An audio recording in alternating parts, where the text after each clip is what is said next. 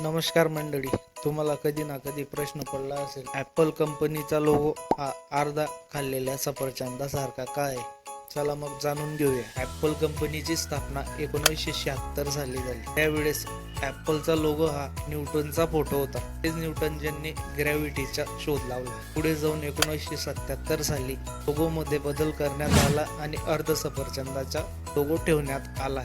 यामागे खूप काही मिथ आहे.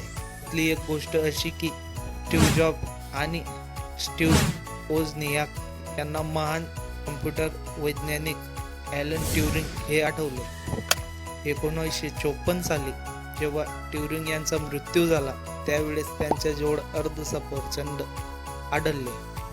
हेच लक्षात घेऊन ट्युरिंग यांना श्रद्धांजली देत हा लोगो ठेवण्यात आला. धन्यवाद.